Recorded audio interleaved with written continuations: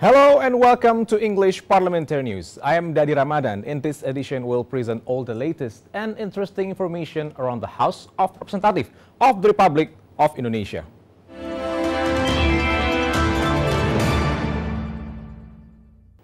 Members of the Budget Committee of the House demand the budget allocated to mitigate COVID-19 according to the regulation in lieu of Law Number 1 of 2020 and supervised by the Corruption Eradication Commission or KPK. Member of the Budget Committee of the House, VERA FEBYANTHY, supports the government's effort in tackling the COVID-19 pandemic by issuing lieu of law, which also regulates social assistance for the community. VERA FEBYANTHY conveyed the government puts more than 400 trillion rupiahs in state budget to mitigate COVID-19 that will be allocated to the healthcare sector, social protection, tax incentive, and stimulus for microcredit programs. Tetap harus melakukan pengawasan apabila terjadi penyalahgunaan terhadap anggaran COVID-19 ini. Program sosial net pemerintah itu harus kita dukung, tapi tetap harus melakukan pengawasan agar tidak terjadi abuse of power, tidak adanya free rider yaitu penumpang gelap yang bisa mengambil kesempatan momentum terhadap COVID-19 package atau perpu tersebut. Member of the Budget Committee of the House, MUKHTARUDDIN, supports the government's efforts in addressing COVID-19 through the regulation in lieu of Law Number 1 of 2020, considering that COVID-19 has created a multidimensional crisis. Thus, he suggests a legal foundation is needed to address this issue. Berpengaruh sekali terhadap perekonomian, kesehatan, dan juga kesejahteraan masyarakat. Ya. Bahkan juga bisa menyangkut kepada stabilitas dan sosial. Jadi sudah semua aspek kehidupan berbangsa dan bernegara ini sudah terimbas, berdampak kepada semuanya. Oleh karena itu maka ini memerlukan suatu percepatan. Fitian and Rian, TVR Parliament Report. Member of Commission 4 of the House concerns the Indonesian agriculture production that keeps declining in recent years. During a virtual working meeting with the Minister of Agriculture, member of Commission 4, SUNARNA, encourages the government to take new breakthrough efforts that more effective to increase the country's agriculture productivity and to improve farmers' living standards. Moreover, the government assistance to farmers must be in accordance to farmers' needs and addressing the right problem so the assistance can optimally benefit the Indonesian agriculture. Kenapa Pak Menteri juga tidak memperjuangkan dengan ada penurunan ini? Kesulitan di dalam masyarakat khususnya petani kita. Harga gabah kering pun bukan diperjuangkan, harganya untuk naik. Sekarang dulu harganya 45, sekarang 43. Nah, kenapa malah tidak dinaikkan di 5.000? Oh, ada efeknya inflasi jauh. Kan tentu itu menjadi pemikiran bersama. Member of Commission for SUNARNA demands the Minister of Agriculture to immediately design a master plan for Indonesian agriculture and farmers in anticipating disasters, because farmers are among the vulnerable groups in this COVID-19 pandemic. SUNARNA asserts with an agricultural master plan, farmers can take anticipatory measures when a disaster occurs and decrease the numbers of agricultural products import. Master plan dari ide gagasan Pak Menteri bahwa mau dibawa kemana? Semua kita ini adalah import. Kita kelihatan sekali di masa pandemi COVID-19. Loh, ini terasa sekali, sangat sulit. Nah, tentunya master plan ini bisa dimulai dari sekarang Pak Menteri. TVR Parliament Team Report. The House COVID-19 Task Force visits the Religious Affairs Ministry to monitor the preparation of health protocols for the new normal, including the plan to reopen places of worship.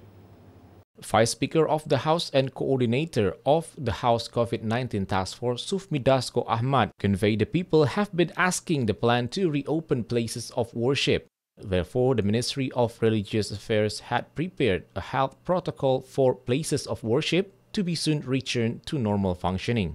The Minister of Religious Affairs, RAZI, explains the Ministry of Religious Affairs gives reports on the preparation for the new normal to the House Coronavirus Task Force. Kami mendapatkan banyak pesan dari masyarakat mengenai kapan sih rumah ibadah bisa dibuka, misalnya kan begitu. Nah, kami tadi sudah melakukan diskusi, ternyata alhamdulillah Kementerian Agama itu sudah sangat siap terhadap protokol COVID-19 dalam rangka menormalkan fungsi rumah ibadah yang dalam waktu dekat akan diambil segera keputusan. The ministry also receives input from the House regarding the plan to reopen places of worship. He emphasizes the government continues to make everything better.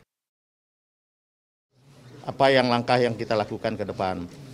Saya sampaikan kepada berkali-kali pada rekan media bahwa Bapak Presiden, Bapak Wakil Presiden pun sudah lama sekali merindukan untuk bisa masuk ke rumah ibadah. Jadi kalau teman-teman gelisah seolah-olah tidak memikirkan, salah, tapi tentu saja pantas sajalah semua umat pasti gelisah gitu ya. Sehingga kami segera mengambil keputusan dalam kaitan menjawab kerinduan. Zikri Amin, Yaserto Denus, TVR Parliament report. The House COVID-19 Task Force visited the Ministry of Home Affairs to discuss the implementation of new normal in regional areas and the preparedness in implementing regional election amidst COVID-19 outbreak. Met after meeting the Minister of Home Affairs, Tito Karnavian, Vice Speaker of the House and Coordinator of the House Coronavirus Task Force, SUFMI DASCO AHMAD, says the House COVID-19 Task Force is coordinating with the Home Affairs Ministry along with the local governments in mitigating COVID-19 and implementing the new normal. He says the simultaneous local election scheduled in December 2020 was also being discussed. Pertama, kami mengkoordinasikan atau berkoordinasi tentang bagaimana Departemen Dalam Negeri melakukan koordinasi dengan pemerintah daerah, baik provinsi maupun kabupaten kota, dalam penanganan COVID maupun dalam tatanan hidup baru atau new normal. Banyak ditanyakan pelaksanaan pilkada di Desember nanti. The Minister of Home Affairs, Tito Karnavian, appreciates the House commitment in the mitigation of COVID-19. According to him, good cooperation between the executive and legislative is the key to success in handling the COVID-19 pandemic. Dalam keadaan-keadaan krisis, biasanya eksekutif yang bergerak. Tapi karena ini krisis luar biasa dan kemudian dari DPR membuat satgas yang bergerak secara operasional, dan tapi tetap dalam ruang lingkup tugas pokok fungsi dan kewenangan daripada DPR sebagai pengawas, pembuat dan pengawas itu. Zikri, Yaserto Denus, TVR Parliament report. Commission 2 of the House, the Ministry of Home Affairs, the General Election Commission and the Election Supervisory Body have agreed to postpone the simultaneous regional election. Speaking after attending a virtual hearing with the Minister of the Home Affairs, the General Election Commission and the Election Supervisory Body in the Nusantara Building, Jakarta, a member of Commission 2, Junimart Girsang, says voting day was initially slated for September 2020, but will be postponed to December 2020 due to the COVID-19 pandemic. Junimart Girsang asserts the implementation of the election must comply with health protocol. Kita sudah sepakat ya bahwa pilkada itu tunda sampai dilakukan pada tanggal 9 Desember 2020. Mendagri mengatakan tidak ada masalah untuk pelaksanaan pilkada pada tanggal 9 Desember 2020. Junimart Girsang expects in the next meeting the Minister of Home Affairs and election organizers can provide consistent answers to the Commission 2 of the House regarding local election matters, so the election can be carried out successfully in December 2020. Mudah-mudahan nanti Saudara Mendagri dan para penyelenggara KPU dan Bawaslu dan DKPP itu bisa memberikan jawaban yang betul-betul real, jawaban yang betul-betul konsisten ya dalam rangka terlaksananya pilkada pada tanggal 9 Desember tahun 2020. Bondan and Rian, TVR Parliament report. The House is overseeing the government policies in mitigating the COVID-19 pandemic, which has affected Indonesian and global economy. With the closing of the third hearing session, the House of Representatives start to intensify work in their respective electoral districts. specifically in overseeing government effort in mitigating the COVID-19 pandemic.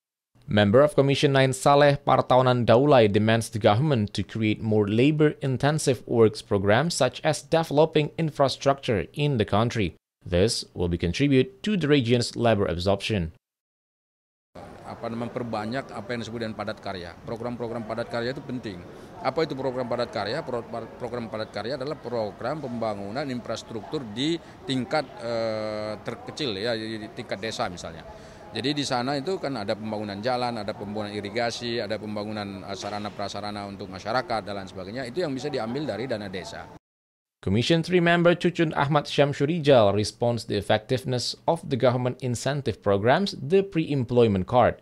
He asserts the government should have optimized the government-owned facilities instead of using application-based training, which he considers to be not necessarily effective in helping workers affected by COVID-19.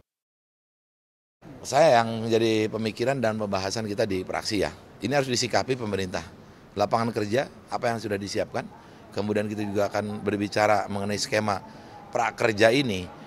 Jangan sampai ada uang besar hanya dipakai pelatihan. Kenapa enggak fasilitas negara saja dipakai pelatihan? Mustaqim and Arif, TVR Parliament, report. The Working Committee of the Job Creation Bill of the Legislation Committee intend to strengthen economy, especially for micro, small and medium enterprises as well as national industries through Job Creation Bill.